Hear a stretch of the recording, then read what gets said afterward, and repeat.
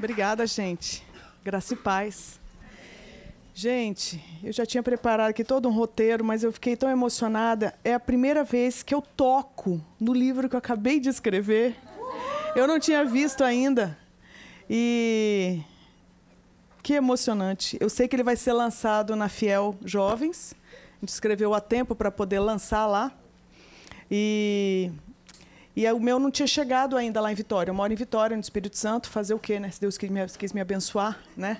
Então, aprove ao Senhor eu trabalhar com a vista para o Porto de Vitória. E aí não tinha chegado para mim. Então, aí agora vieram me perguntar, então. Eu não tinha visto ainda, então eu tenho que tirar ele de perto que eu vou ficar olhando para eu focar aqui. Então, estou muito feliz de estar aqui com vocês. Já vai ser, para mim, emblemático. Não vou mais nem esquecer desse momento, pela importância, né, que tudo isso pode representar. Eu tenho passado por um ano bastante corrido, por algumas razões. Não poderei entrar em detalhes no momento, mas se você me segue, em algum momento você vai entender do que se trata. Mas, para mim, tem sido um grande exercício definir quais as agendas fechar no ano de 2025. Então, há um tempo, eu estou para vir aqui e nesse ano deu certo. Então, eu tenho muita expectativa com esse grupo. Eu quero que você ouça isso. Tem gente aqui que já me ouviu mais vezes. Gente de outros lugares que já acompanha esse conteúdo. Então, eu tenho muita expectativa. Eu quero realmente compreender, quando eu vejo, olho aqui para o entorno, eu vejo assim árvores, né? O que eu quero é que seja isso. Eu não vim trazer semente para você, porque se você for aqui dessa igreja, e é o caso, acho que da maioria, vocês já têm acesso a uma boa teologia. O que eu noto? Aí vocês me corrijam, por favor. Como é que a gente faz agora um diálogo da boa teologia com a ferida aberta da cidade? Essa boa teologia tem algo a dizer? De forma prática, como que ela chega no adolescente que está se cortando? Como que chega na garota que está sendo espancada pelo namorado? Como que chega na vida do cara que está apaixonado pelo melhor amigo? Compreende? Essa é a vida das pessoas. Talvez não seja a sua, mas é a vida de alguém. Então, eu tenho a expectativa de que a gente possa ir um pouquinho além. Pegando o que vocês, eu imagino, vocês já saibam ou já tenham acesso, e tentar trazer agora uma aplicação para a nossa vida. O tema que me passaram foi o propósito da sexualidade. Como título, eu acho que você, que já tem uma caminhada de igreja, já deva ter, talvez até desenvolvido um esboço. Porque você já circula a igreja, já deve ter ouvido muita gente, você já deve ter lido, já deve estar imaginando. Já sei mais ou menos para que lado vai. Ok, eu não sei se eu vou pelo mesmo lado ou não, mas o que me passaram, e eu vou cumprir a tarefa, pelo menos tentar cumprir a tarefa que chegou até mim. Eu tenho aqui acesso a alguns versículos. Eu quero que você abra a sua Bíblia. Esses foram os versículos que passaram até mim. E em cima desses versículos surgiram 3 perguntas. Eu quero ser fiel à tarefa que me passaram e tentar trazer alguma coisa que possa servir vocês a partir desse roteiro prévio que foi enviado para mim. Pode ser assim? Então, com isso, eu acho que a gente pode começar a se aproximar da resposta sobre o propósito da sexualidade. O primeiro texto que passaram foi Mateus 5:28. Mateus 5:28, e me passaram da NVI. NVI ou NVT? NVI. Mas eu digo, qualquer que olhar para uma mulher e desejá-la, já cometeu adultério com ela no seu coração. Quem está falando desse texto? Quem está falando? Jesus. O Senhor Jesus mandou essa. Qualquer que olhar para uma mulher e desejá-la, já cometeu adultério com ela. Onde? Ó, não é na cama. No coração. Então, a gente fica com essa frase aí, com essa afirmação do Senhor. Vamos para outro texto. 1 Tessalonicenses 4:3. 1 Tessalonicenses 4:3. A vontade de Deus é que... Imagina, você veio para uma conferência e lá pelas tantas você se depara com um texto que diz para você qual é a vontade de Deus para a sua vida. Já não resolve um monte de crise? Ai, meu Deus, estou aqui em São Paulo, o que eu faço da minha vida? Eu estou lá em não sei onde, o que eu faço da minha vida? Eu estou aqui, o que eu faço da minha vida? O que eu faço da minha vida? Então, está aqui. 1 Tessalonicenses 4:3, você já tem a resposta do que você faz com a sua vida. A vontade de Deus é que vocês sejam santificados. E não é nem ponto final. O texto é generoso, botou 2 pontos ali, para explicar para nós o que é essa vida santificada. Abstenham-se da imoralidade sexual. Abstenham-se. Palavra forte. Vamos para outro texto. Colossenses 3:5. Então eu li Mateus 5:28, li 1 Tessalonicenses 4:3 e agora Colossenses 3:5. Assim façam morrer tudo o que pertence à natureza terrena de vocês. Imoralidade sexual, impureza, paixão, desejos maus e a ganância, que é a idolatria. Assim, façam morrer. Olha que forte. Façam morrer tudo o que pertence à natureza terrena de vocês. De novo, a generosidade do texto, 2 pontos, sempre explicar. Imoralidade sexual, impureza, paixão, desejos maus e a ganância, que é a idolatria. Por fim, 1 Coríntios 6:13. 1 Coríntios 6:13. O texto diz: os alimentos foram feitos para o estômago, e o estômago para os alimentos. Mas Deus destruirá ambos. O corpo, porém, não é para a imoralidade, mas para o Senhor, e o Senhor para o corpo. Me mandaram esses 5 textos. Eu que lute agora, né? E você que me ajude. Então me mandaram esses 5 textos embaixo do título O Propósito da Sexualidade. Como se não bastasse, mandaram 3 perguntas. Super leves, tá certo? Como resolver o BO humano na sexualidade em 1h15? Vamos ver o que a gente consegue. Primeira pergunta. Qual o propósito da sexualidade se a Bíblia condena o que meu coração deseja? Fala sério. De repente você falou assim, gente, me representa. Me sinto representado com essa pergunta. Qual o propósito da sexualidade se a Bíblia condena o que meu coração deseja? Vamos para a segunda? Só melhora. Deixa eu achar. Como direcionar aos pés da cruz a minha luta e trilhar o caminho que é Cristo, abrindo mão do meu eu? Você quer anotar? Como direcionar aos pés da cruz a minha luta e trilhar o caminho que é Cristo, abrindo mão do meu eu? Uma pergunta que já tem um pouco da resposta. A pergunta é como é que a gente faz isso? Se é por aí mesmo. Como direcionar aos pés da cruz a minha luta e trilhar o caminho que é Cristo, abrindo mão do meu eu. E por fim, cerejinha do bolo. O que define quem eu sou? O que seria a orientação da sexualidade segundo a Bíblia? Então, o que define quem eu sou?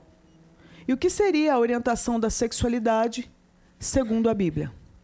Bom, eu me deparei com essas perguntas e esses textos Eu pensei, ok, vamos lá, parte por parte.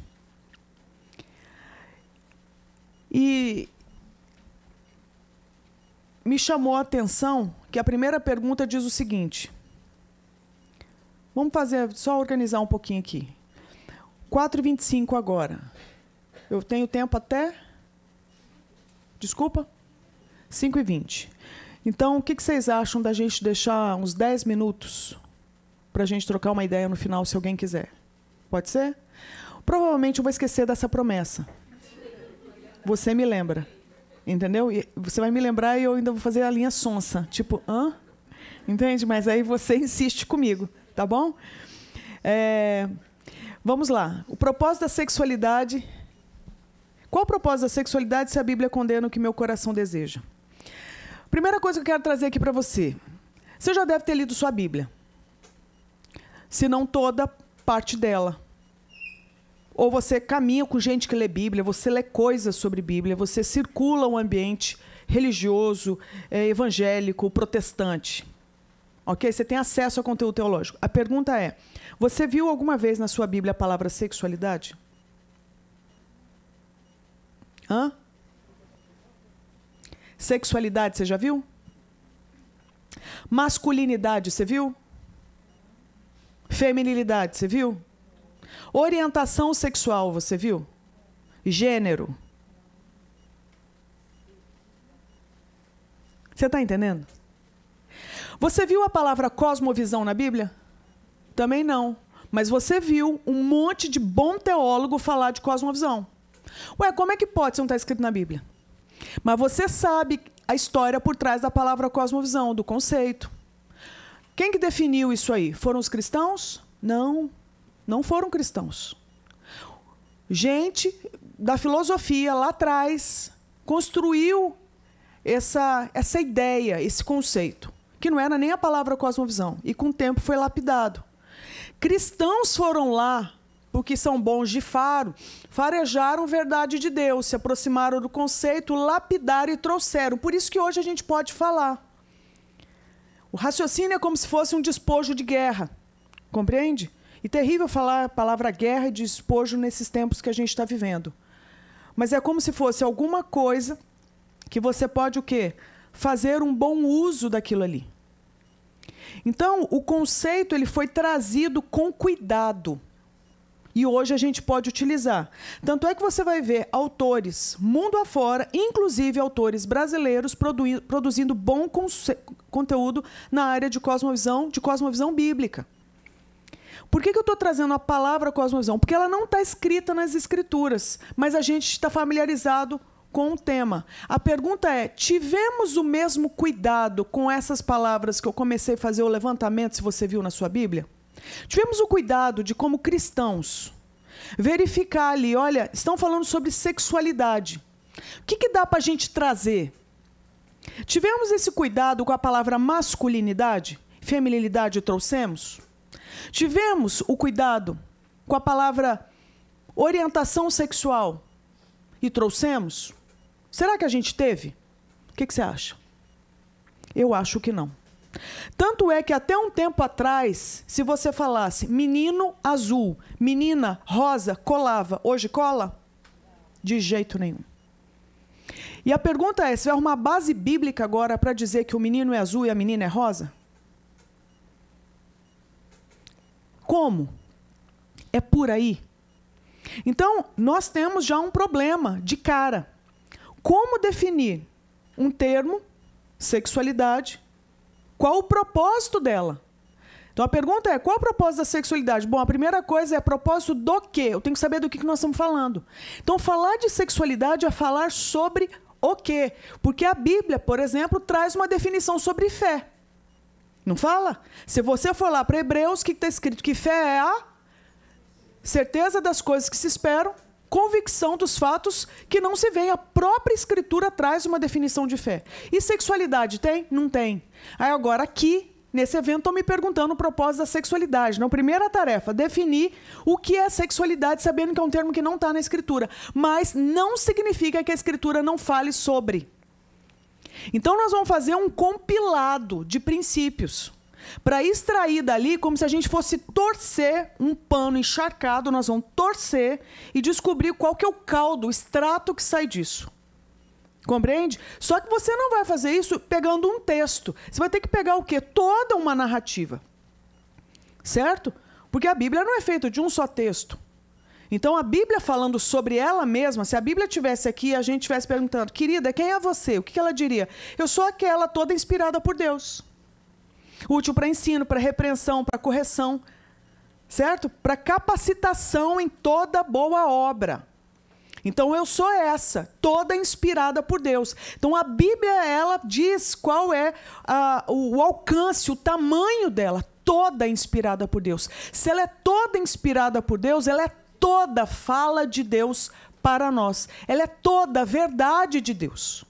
Então, o que a gente já está falando? Que sim, nós aqui na igreja, com gente crente, para crente, nós vamos falar sobre esse assunto que é extremamente contemporâneo.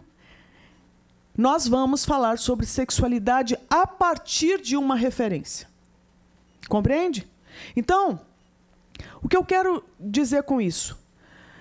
Irmãos, se vocês... Eu não vou ter muito tempo, mas tem um texto que eu uso muito quando eu vou dar aula sobre sexualidade, que é o texto de Êxodo 3. Êxodo 3 é o encontro de Moisés, um pastor de um rebanho que não era nem dele, no deserto, com a sarça que estava em chamas sem pegar fogo. Moisés ficou intrigadíssimo com aquilo e disse, que impressionante, quero ver isso de perto.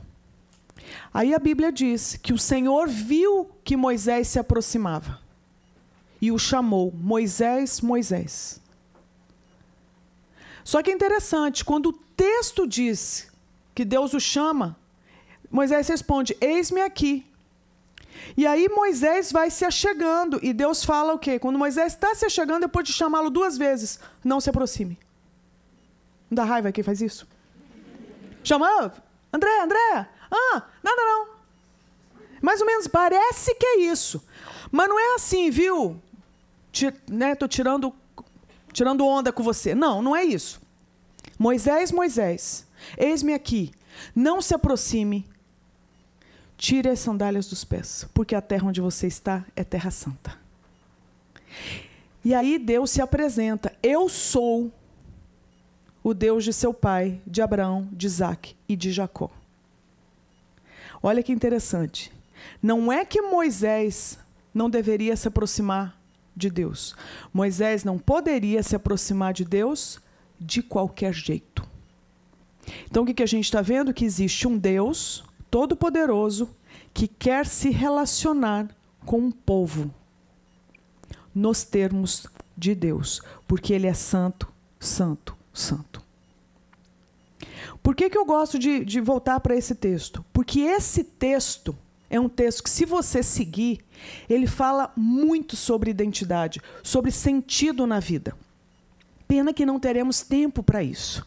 Mas o texto que eu posso dizer aqui, agora, por causa do nosso tema, fala sobre esse Deus que quer um encontro com esse homem. Esse homem agora tem que estar preparado para dar conta de estar diante da presença de um Deus que é santo, santo, santo, e Moisés não é.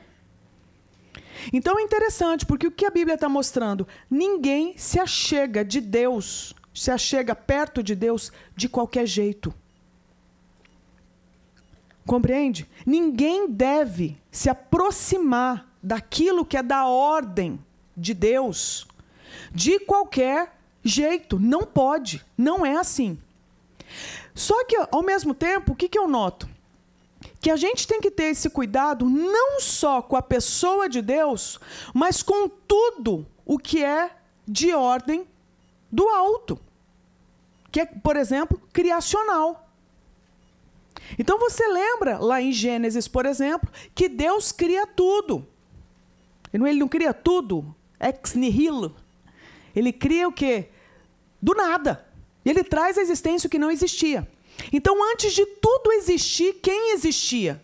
Deus. Então, antes do tudo, havia Deus. E havia Deus como? Com alguma demanda? Com alguma falta? Com alguma necessidade? Tristinho, carente, solitário? Não! Gozo eterno.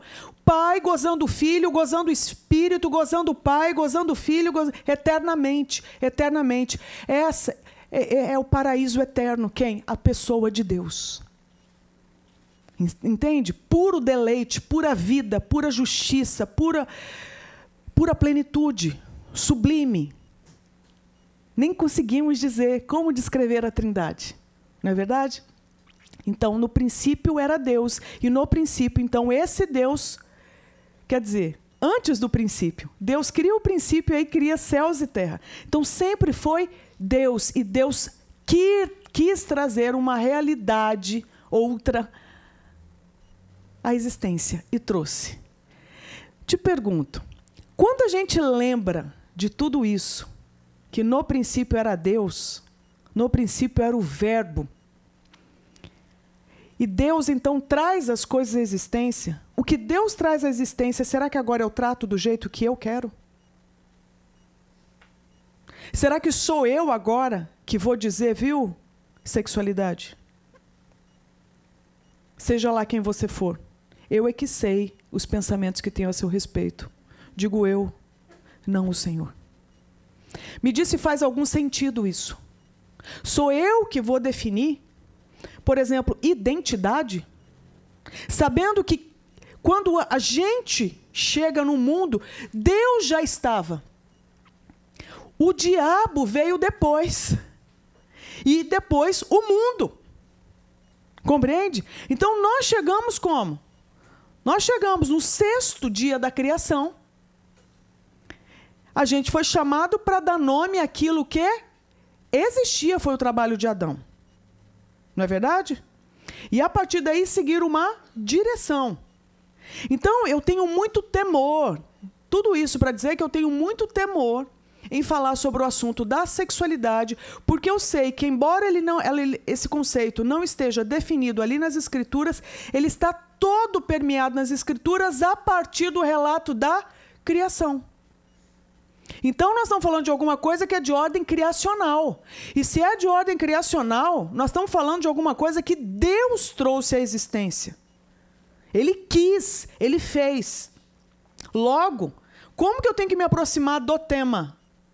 De pés descalços. E assim como Moisés, de cara coberta. Porque nós estamos diante de algo que foi criado por Deus para a sua glória.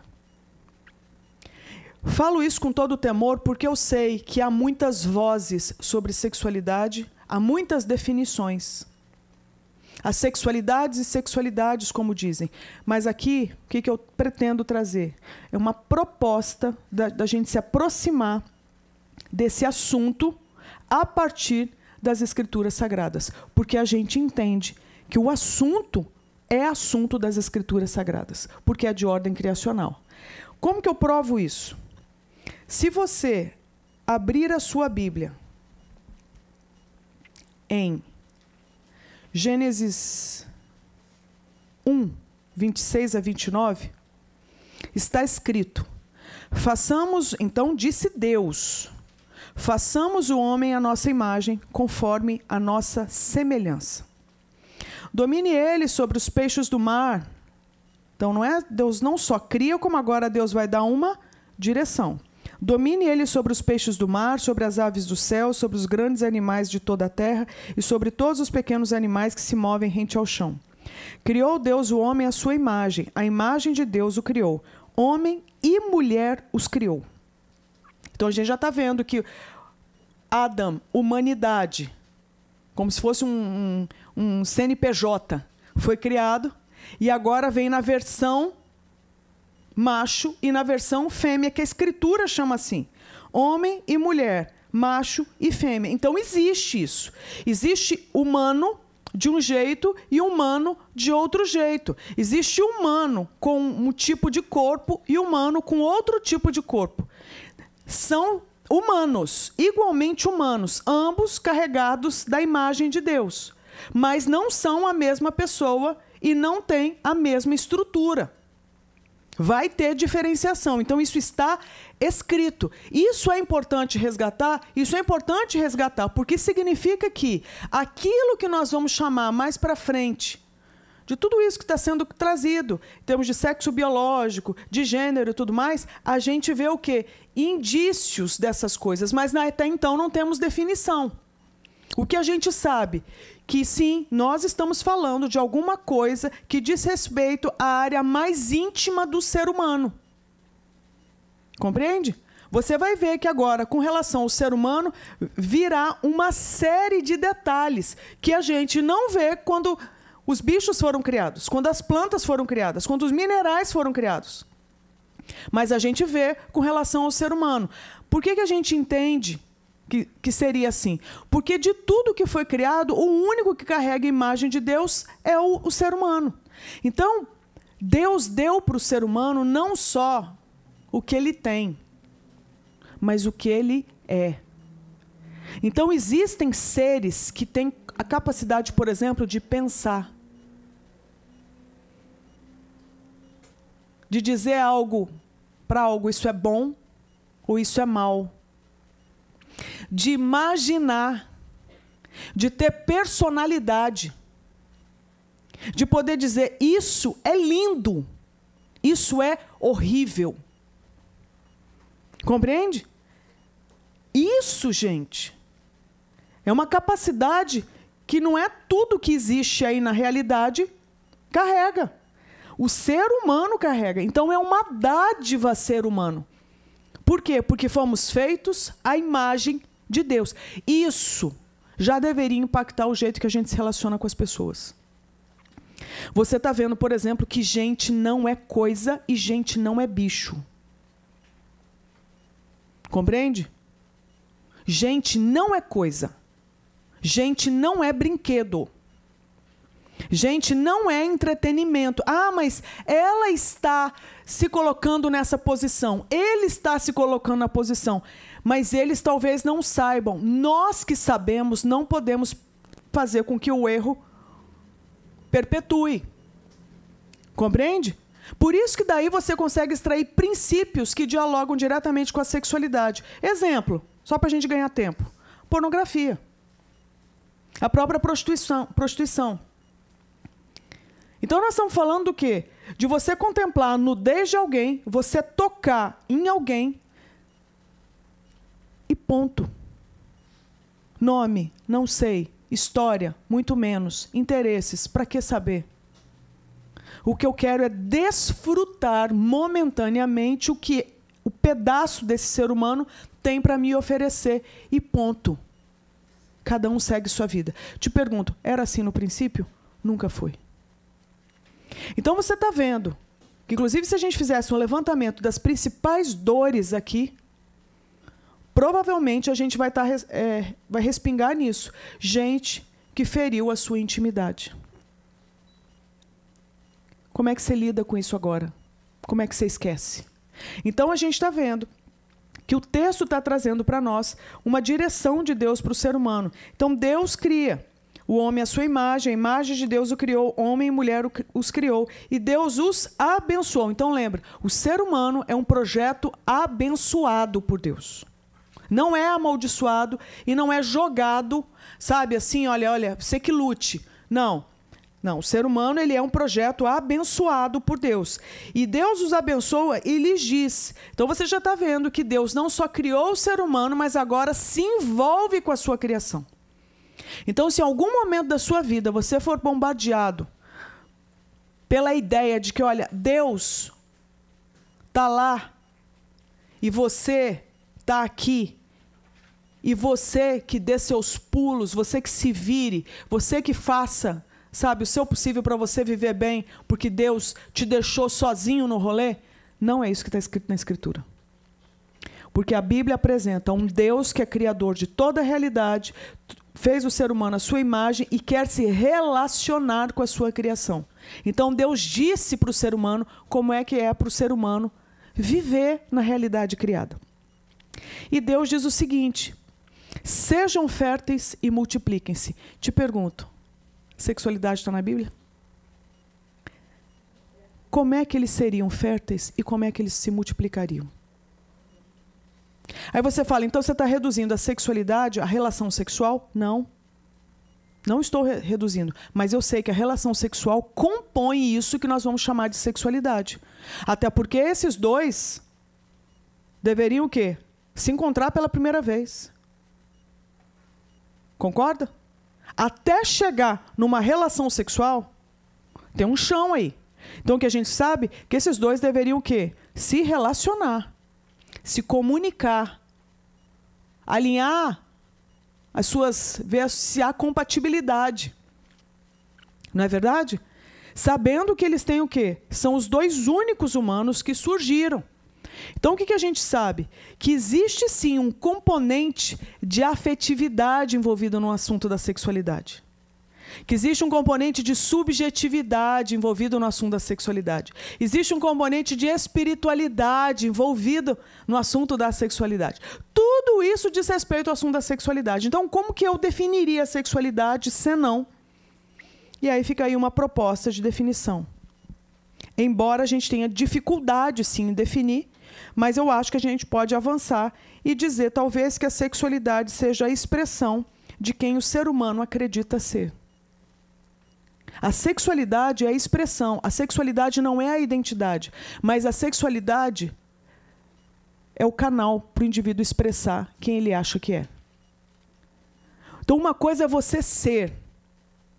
Outra coisa é você é para quem, como, de que jeito. Então, eu parto da premissa que sexualidade não seja somente o que acontece da cintura para baixo, mas não só da cintura para cima. É algo que diz respeito ao todo. E o todo não só material, mas o todo imaterial. Entende? E quando eu digo imaterial, eu faço somente menção ao campo da espiritualidade, não, mas inclusive. A espiritualidade está envolvida, mas não só. Por quê? Porque existem as emoções. Existem os pensamentos. Existem as vontades, os desejos. Existe a imaginação. Tudo isso diz respeito ao complexo conceito da sexualidade. Então você existe, tá? Você existe agora no mundo. E você vai chegar no mundo como? Então você vai expressar por uma via. Então a gente lida com a nossa sexualidade, gente, o tempo inteiro, ainda que a gente não saiba dar nome. Compreende? Você deve ter pensado um pouco para vestir o que você está vestindo na hora de vir. Pouco, fui generosa. Entende? Você deve ter considerado uma série de coisas. Das oficinas, por que eu vou nessa e não vou naquela? Por que eu vou me inscrever nessa conferência? Por que eu vou sair lá de não sei onde para ir? Então você considerou uma série de coisas. Isso tudo tem a ver com a sua sexualidade.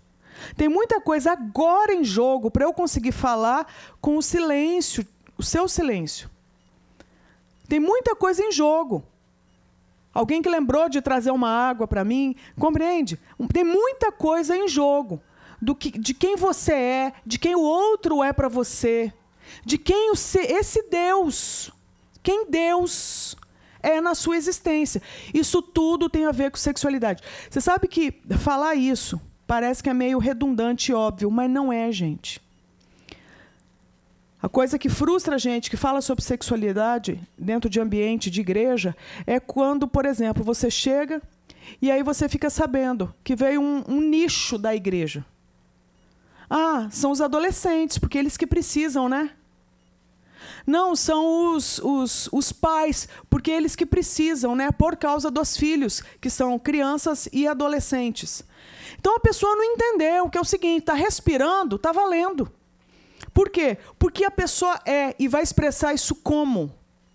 Porque tudo que foi criado a respeito dela deve apontar para um propósito maior. Então, a primeira coisa seria definir sexualidade. Eu proponho essa definição de que falar de sexualidade é falar da expressão complexa de quem o ser humano acredita ser. Ok? Está claro até aqui? A próxima questão, então, dentro da primeira pergunta. Qual que é o propósito, então, dessa expressão? E aí, aquela história. Segundo a Escritura. Por que é importante definir segundo a Escritura?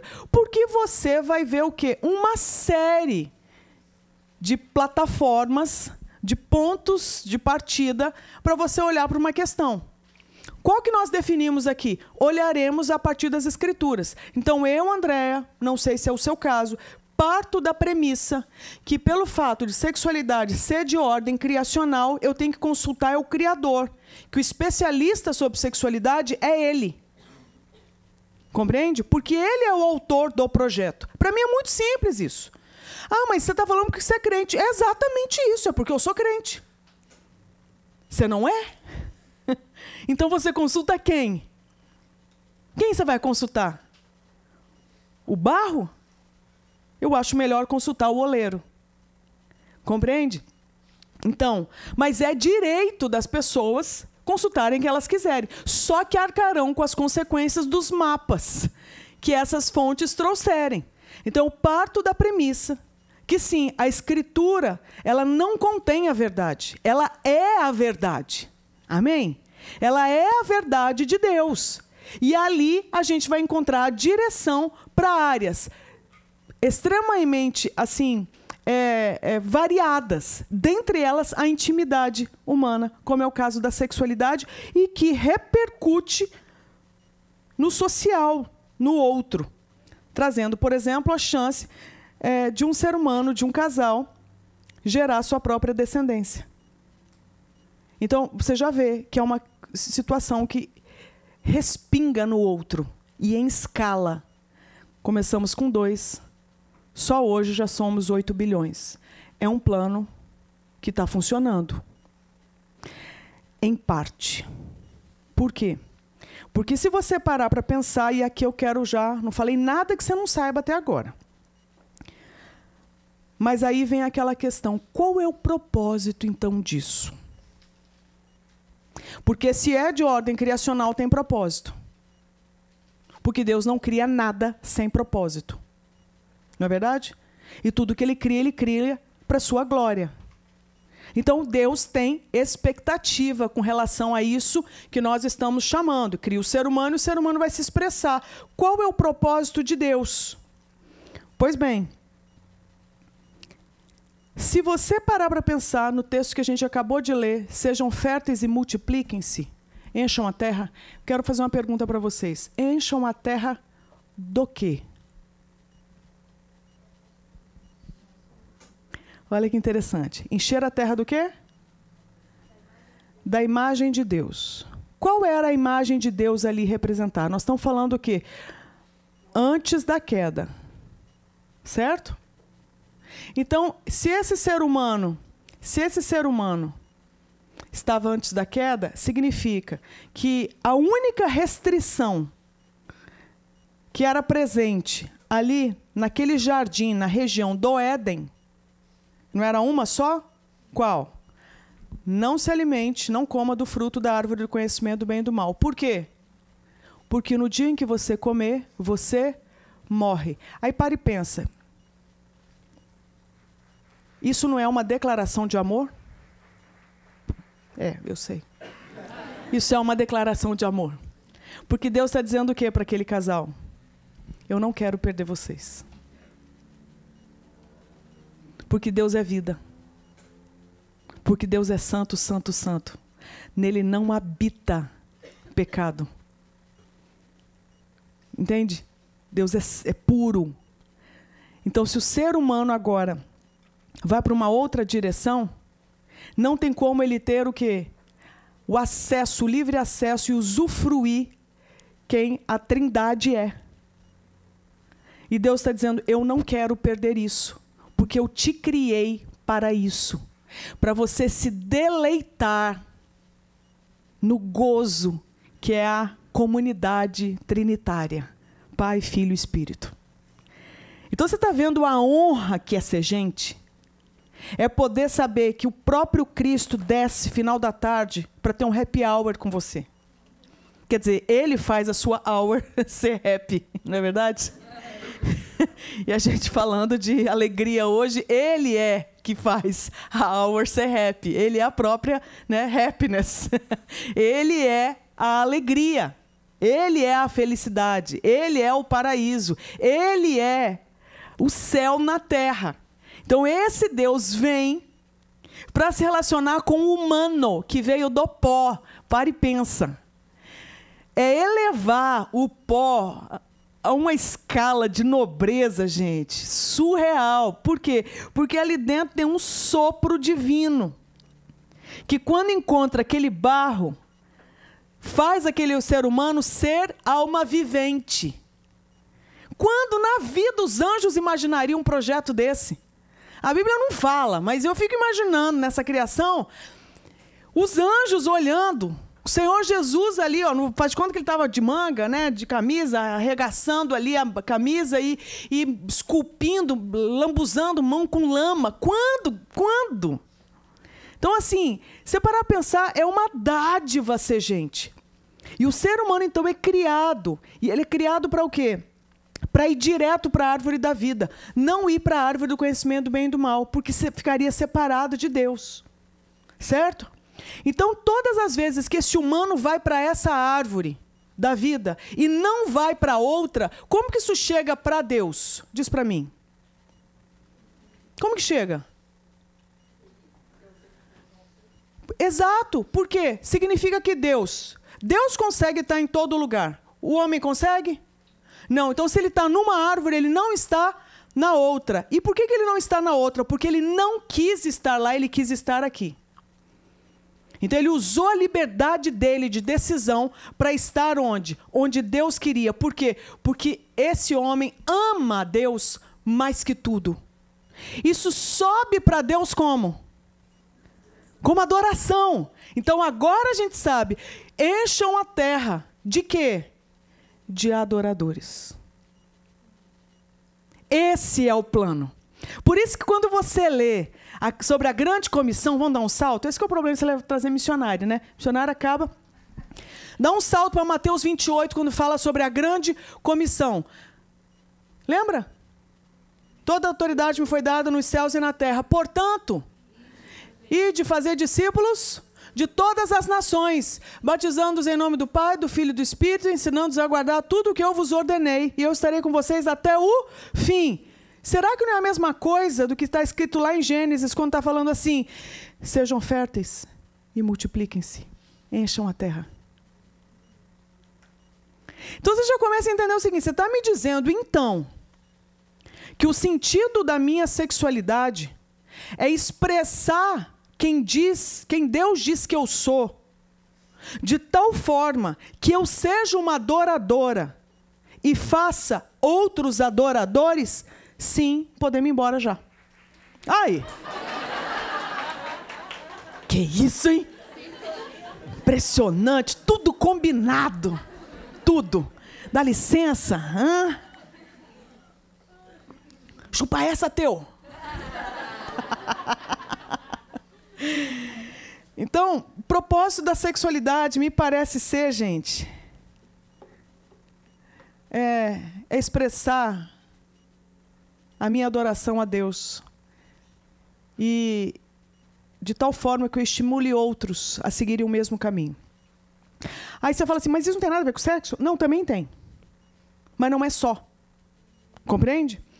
Mas a pergunta primeira, ela traz a seguinte tarefa. Qual o propósito da sexualidade se a Bíblia condena o que meu coração deseja?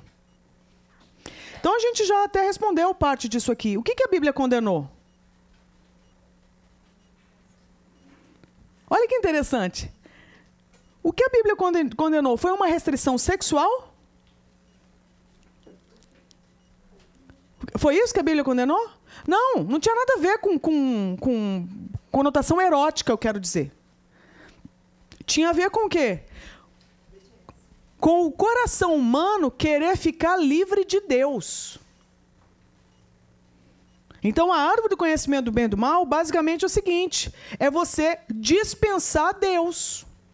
Porque se você sabe tudo o que ele sabe, o que é conhecer o bem e o mal se não saber tudo? Se você sabe tudo, então agora você não precisa mais de conselho, de direção. Você não precisa mais de alguém te dizer o quê. Porque agora você que sabe todas as coisas. Então, a árvore do conhecimento do bem e do mal é a árvore para você se livrar de Deus e tocar sua vidinha miserável do jeito que você quer. Achando que está fazendo um tremendo de um negócio. Tanto é que Adão, quando come do fruto, o que ele descobre? Olha que gênio! Descobriu que estavam nus. Sempre estiveram. Nunca tinha sido um problema. Naquele momento, porque o coração mudou, se tornou um problema. Resultado, correram para Deus. Senhor, perdoa-nos. A gente se meteu onde não devia. Foi isso? Não. Correram para uma moita. Para se fantasiar de planta. Para esconder a imagem de Deus numa moita. Vestidinho de planta de figueira. Que, diga-se de passagem, a pior planta para eles fazerem uma roupa. Porque é aquela que solta um caldo que queima. Para você ver como o pecado emburrece o ser humano.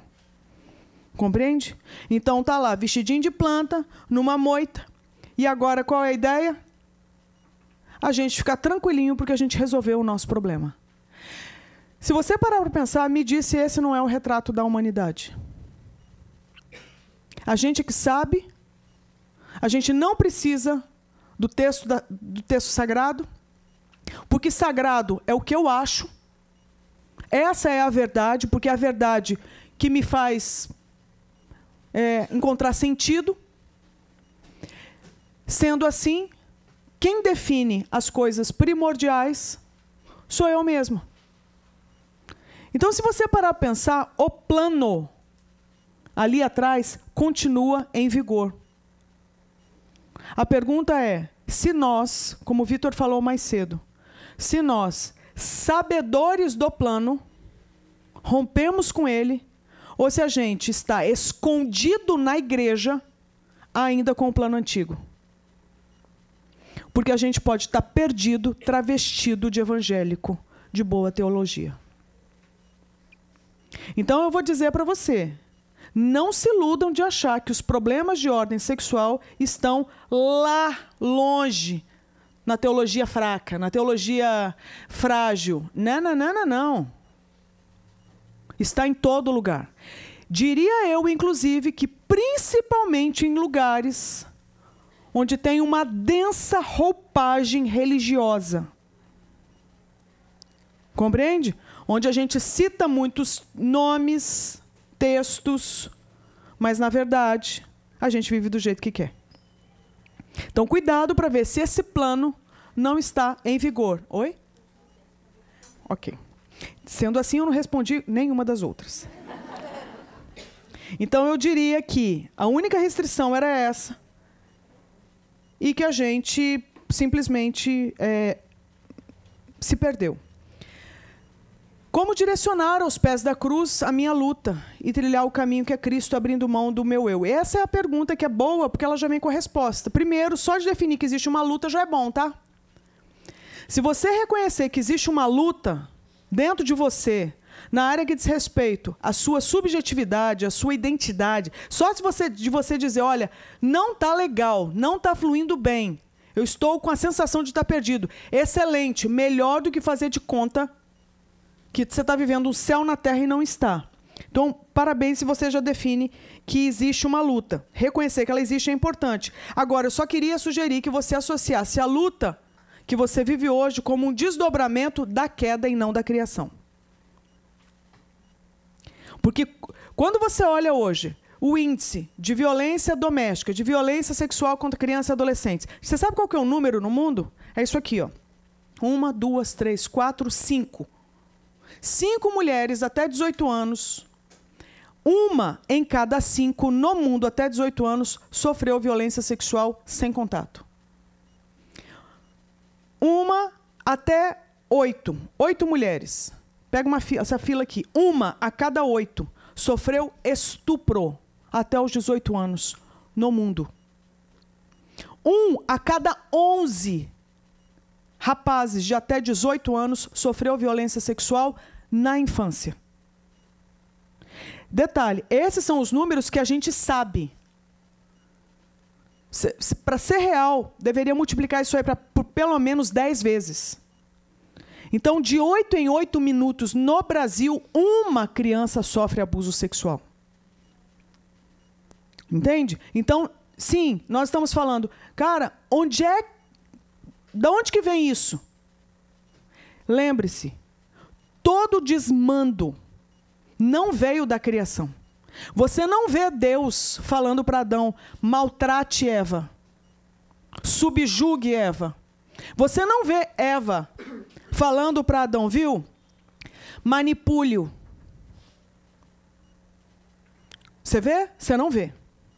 Então você vai ver que todo desgoverno nos relacionamentos é resultado de uma dinâmica que surgiu no coração humano, sob a sugestão, a tentação de uma serpente. Então não vem do coração de Deus para nós. Agora o curioso é que a gente fez a bagunça e quem é que veio pagar a conta? O próprio Deus. Por isso que para aqueles que creem na obra do Calvário, na pessoa de Jesus como Redentor, a gente sabe que o maior problema da nossa vida, que não era de ordem sexual, mas era a nossa inimizade com Deus, foi resolvido por Cristo. Então Deus nos livrou da sua ira em Cristo, para nos dar livre acesso agora ao trono da graça, onde a gente pode clamar, Abba, Pai. Onde o Pai de Jesus agora é Pai nosso. Isso significa que agora nós temos o quê? Se você tem o seu Pai, Deus, você agora recupera a sua verdadeira identidade. Então, nisso a gente já chega na terceira pergunta. A sua identidade, gente, não é a pessoa que se atribui. É identidade. Nós fomos feitos imagem. Imagem é imitação. Imagem não é algo inusitado que nos compreende? Ser imagem, imago Dei, imagem de Deus, é ser o quê? Um imitador. Ser discípulo de Cristo é o quê? É um imitador de Cristo. Ser um cristão é o quê? É ser um pequeno Cristo. Então a nossa referência é o Cristo. O princípio é o Cristo.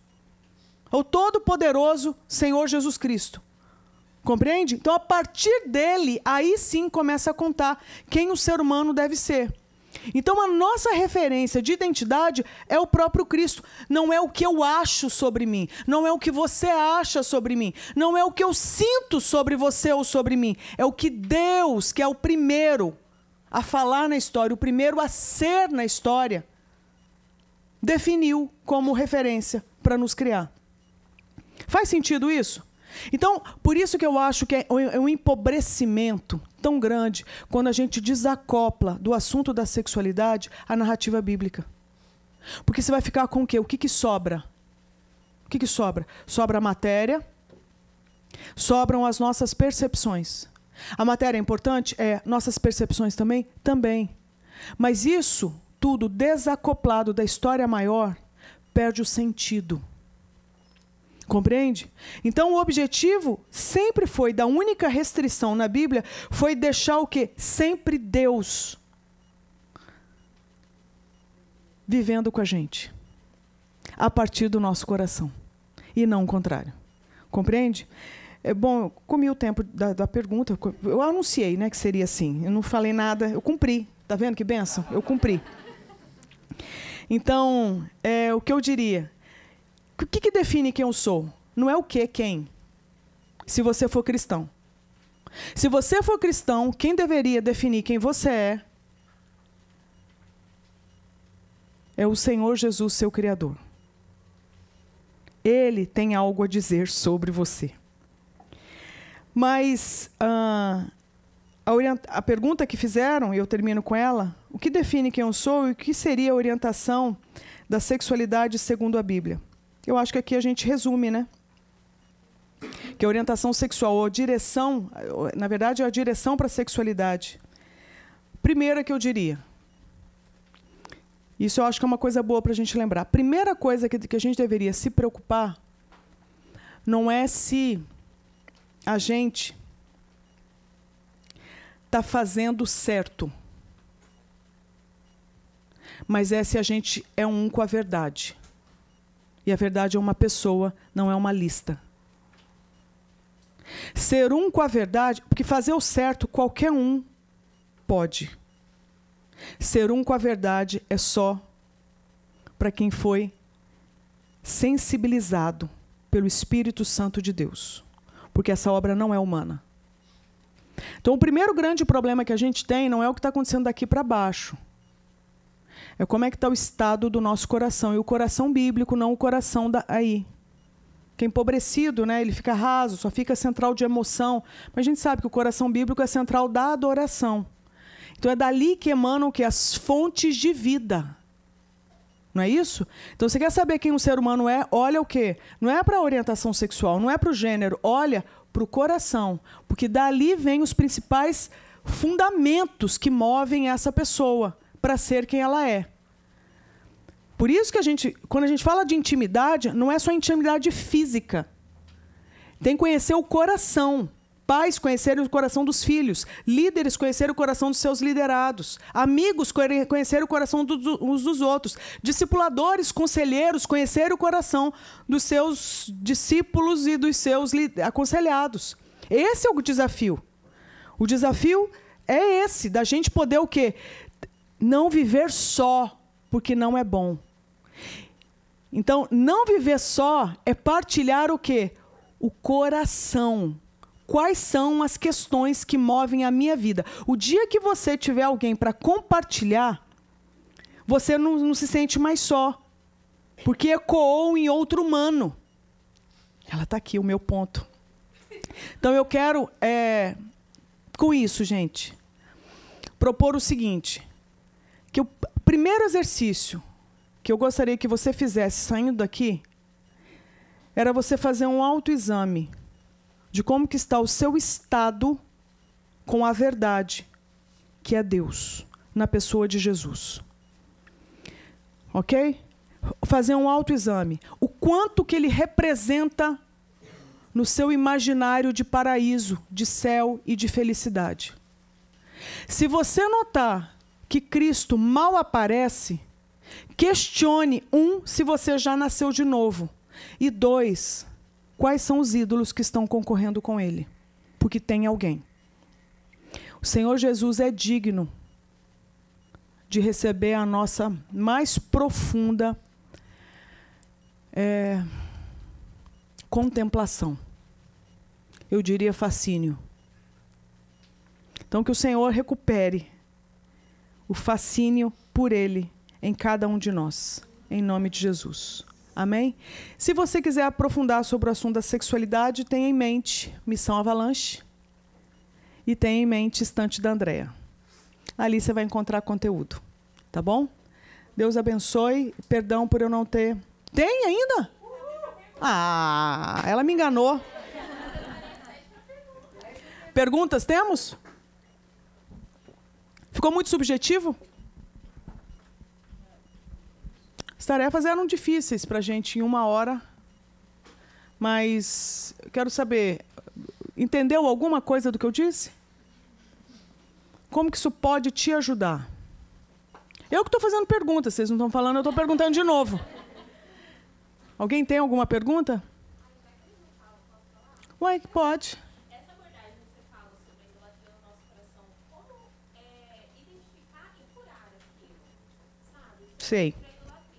Identifiquei que tem uma idolatria no meu coração, sei lá, sou noiva, estou idolatrando meu relacionamento. Como curar isso? Olha, o Keller, ele trouxe num dos livros dele, que eu acho que era o Deuses Falsos, ele falava o seguinte: você quer saber qual é o ídolo? Não precisa ser só o ídolo. Você quer saber quais são os amores mais profundos no coração de alguém? Observa para onde vai a imaginação dele. Você pode saber. Nas horas vagas, meu amigo.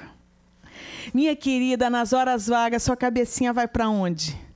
Vai para aquilo que eu vou chamar de uma noção de mundo ideal. Peguei carona no James Smith, no livro dele, Você é aquilo que você ama. Então, pegando carona naquilo ali, nesse conceito, para onde vai a sua imaginação? Porque quando você imagina, quando você não tem que, sabe, compromisso com nada, você pode gastar esse tempo imaginando. Pelo menos você acha que pode gastar esse tempo imaginando. Você imagina o quê? Aí você vai ver o tanto que você imagina. Ai, o dia que eu tiver mais dinheiro, o dia que eu tiver menos quilo ou mais quilo, o dia que eu tiver mais sexo ou menos sexo, o dia que eu tiver mais gente para compartilhar as minhas questões, o dia que eu tiver. Quando você conceber essa noção de mundo ideal, onde você vai chegar e dizer o seguinte: esse é o mundo ideal para eu viver. Aí você observa o tamanho de Jesus nesse mundo ideal. De 0 a 10. Você vai descobrir quais são os ídolos do seu coração. Porque pode ser que você descubra que no seu Éden artificial, Jesus nem aparece. É triste, mas é assim. Onde você se move a cada dia querendo alcançar essas coisas que você elegeu como sendo o quê? Aquilo que vai te dar a sensação de paraíso. Aí dá para ir um pouquinho além. Está no apêndice do primeiro livro. Você pode colocar isso? Estou colocando aqui o tripé que eu uso para aconselhar, tá? O primeiro ponto é identificar o que está na noção de mundo ideal do meu aconselhado. Vou pegar um exemplo aqui na Bíblia. João 4, quando fala de Jesus com a mulher samaritana. Ali o assunto começa com água, que daí desemboca no assunto de sede, e Jesus traz algumas informações sobre essa mulher. A primeira sede que ela tinha era uma sede física, vou dizer sensorial. Concorda? Tanto é que ela ia para o poço. Se você perguntasse para ela: querida, faça 2 pedidos. Primeiro, qual seria? Um poço para chamar de meu. Certo? Porque ela tinha esse problemão. Tanto é que na hora que ele oferece uma água, ela fala o quê? Me dá essa água para nunca mais ter que voltar aqui. Então, se tem uma coisa que ela queria muito na vida, era ter um poço.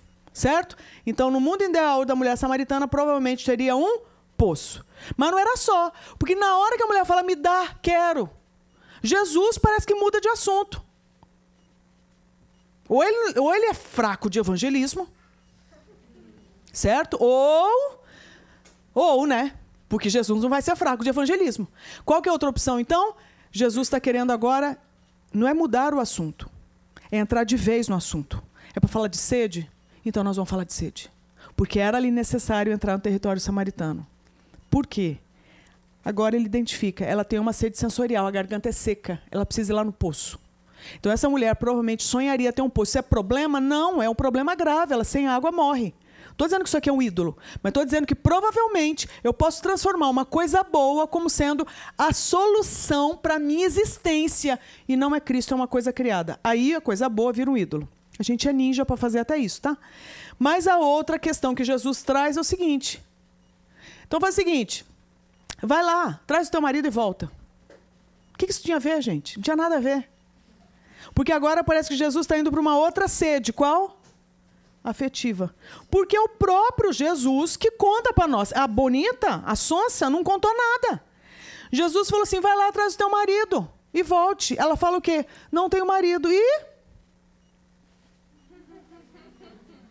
Jesus fala: disseste bem que não tem. Inclusive, né, querida? E o que ele conta para nós? A linha do tempo dela. A história de vida. Conta para nós que o dia que era hoje, o dia que estava lá, ela, no decorrer da vida, já tinha tido o quê?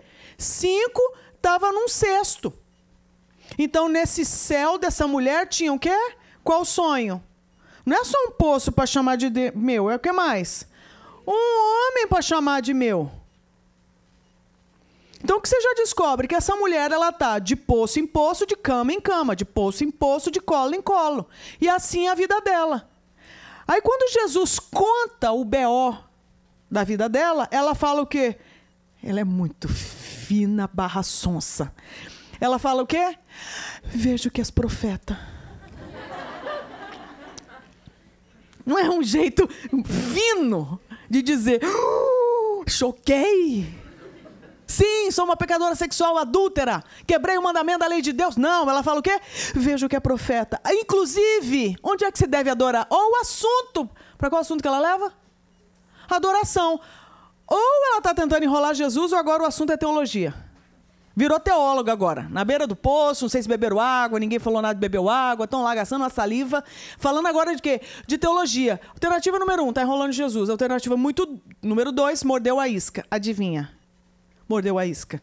Tanto é que agora, o que você vê? Que Jesus vai gastar um tempo danado falando exatamente de quê? De adultério? De como construir poço. Jesus vai gastar no quê? Tempo. Como é que o ser humano deve viver? E como é que o ser humano deve viver? Sendo adorador. Interessante, você fala, você não está passando pano não no pecado sexual? Não. Quem confrontou o pecado sexual foi Jesus. Mas ele acomodou o pecado sexual num problema muito maior. Qual? Da idolatria. Então é por isso que, inclusive, eu desenvolvi, isso aqui foi minha tese de mestrado, eu desenvolvi esse conceito de idolatria afetivo sensorial. Para ajudar a gente a entender que a gente precisa, sim, entender o que está no imaginário do ser humano. A gente tem que colocar isso na linha do tempo para ver como que isso se constrói na vida da pessoa, para ajudá-la a enxergar na vida dela. Não é só chegar e assim, me fala qual é seu ídolo. Deixa eu identificar seu pecado. O seu ídolo. Eu não acredito nisso. Porque se fosse tão fácil, a pessoa não precisaria nem vir para o aconselhamento. A pessoa tem dificuldade de reconhecer isso aqui dói muitas vezes. Isso aqui fere, isso aqui confunde, a pessoa esquece. Vítimas de abuso esquecem, tem apagões, blackout, entende? Então como que eu chego e falo assim, não, é isso. Não sei, eu tenho que te ouvir. Jesus teve um encontro com ela, foi uma mulher na beira do poço. Depois que ela traz o galerão dela. Entende? É interessante, né? Porque ela chega dizendo o quê? Depois que Jesus se mostra para ela, dizendo que ele é aquele que é a água que sacia toda a sede, ela fica impactada.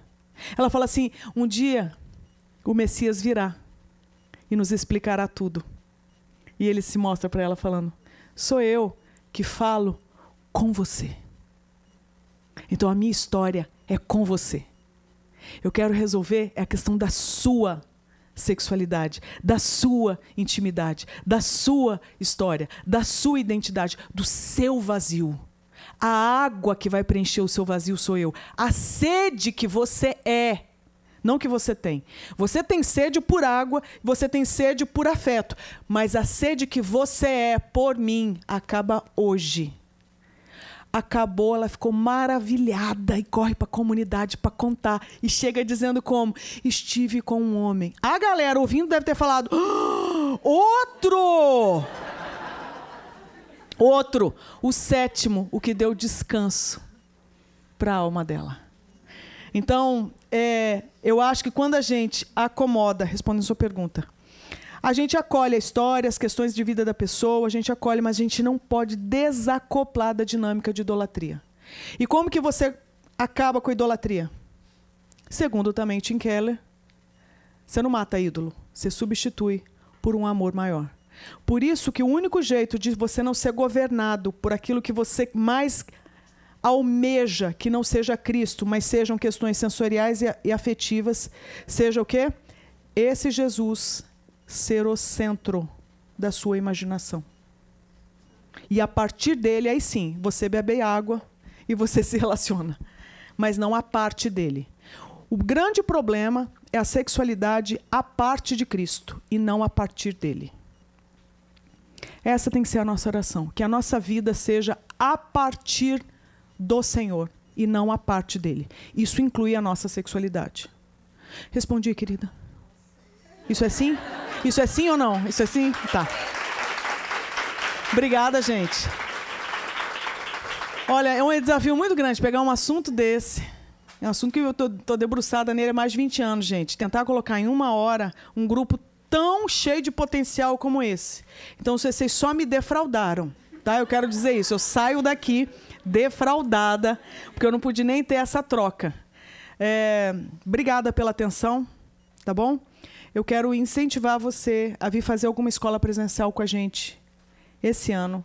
Não sabemos mais por quanto tempo teremos as nossas escolas presenciais. Esse ano ainda temos. Então, aproveite a oportunidade. E segundo, ainda estamos conseguindo ter conteúdo sendo publicado. Aproveite enquanto isso é possível e acessível. ok? Mais que isso, saber essas coisas não adianta. Se a gente não decantar essas coisas no coração a ponto delas se tornarem a verdade que nos move. Então eu quero te desafiar a isso, para decantar no seu coração e isso te mover. E no que isso te move, você vai exalar o aroma de Cristo. E com isso, você fará discípulos de Cristo.